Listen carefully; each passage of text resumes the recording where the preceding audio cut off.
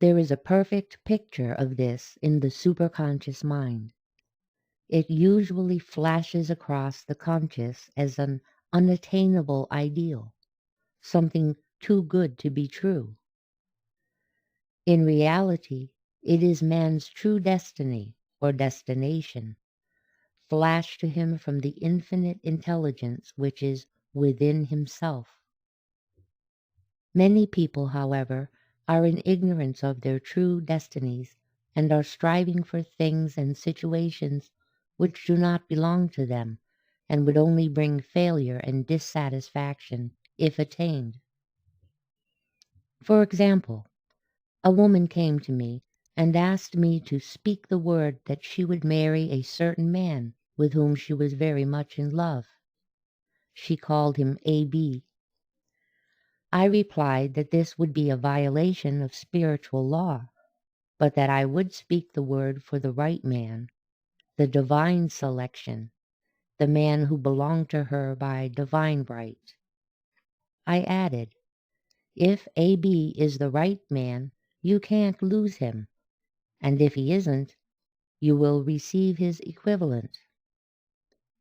She saw A.B. frequently, but no headway was made in their friendship. One evening she called and said, "Do you know, for the last week A.B. hasn't seemed so wonderful to me." I replied, "Maybe he is not the divine selection. Another man may be the right one."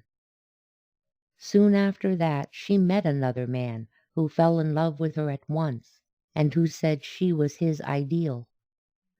In fact, he said all the things that she had always wished A.B. would say to her. She remarked it was quite uncanny. She soon returned his love and lost all interest in A.B.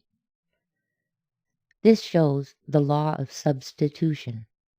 A right idea was substituted for a wrong one, therefore there was no loss or sacrifice involved. Jesus Christ said, "Seek ye first the kingdom of God and his righteousness, and all these things shall be added unto you." And he said the kingdom was within man.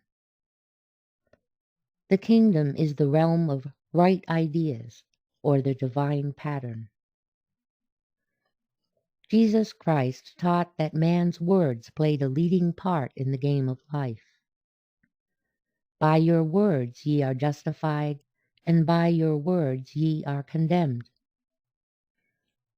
Many people have brought disaster into their lives through idle words. For example, a woman once asked me why her life was now one of poverty, of limitation. Formerly she had a home, was surrounded by beautiful things, and had plenty of money. We found she had often tired of the management of her home and had said repeatedly, "I'm sick and tired of things. I wish I lived in a trunk." And she added, "Today I am living in that trunk." She had spoken herself into a trunk. The subconscious mind has no sense of humor, and people often joke themselves into unhappy experiences. For example, a woman who had a great deal of money joked continually about getting ready for the poorhouse. In a few years she was almost destitute, having impressed the subconscious mind with a picture of lack and limitation. Fortunately, the law works both ways, and a situation of lack may be changed to one of plenty. For example, a woman came to me one hot summer's day for a treatment for prosperity. She was worn out, dejected, and discouraged. She said she possessed just $8 in the world. I said, "Good. We'll bless the $8 and multiply them as Jesus Christ multiplied the loaves and the fishes." For he taught that every man had the power to bless and to multiply, to heal and to prosper. She said, "What shall I do next?" I replied, follow intuition. Have you a hunch to do anything or to go anywhere? Intuition means intuition, or to be taught from within. It is man's unerring guide, and I will deal more fully with its laws in a following chapter. The woman replied, I don't know.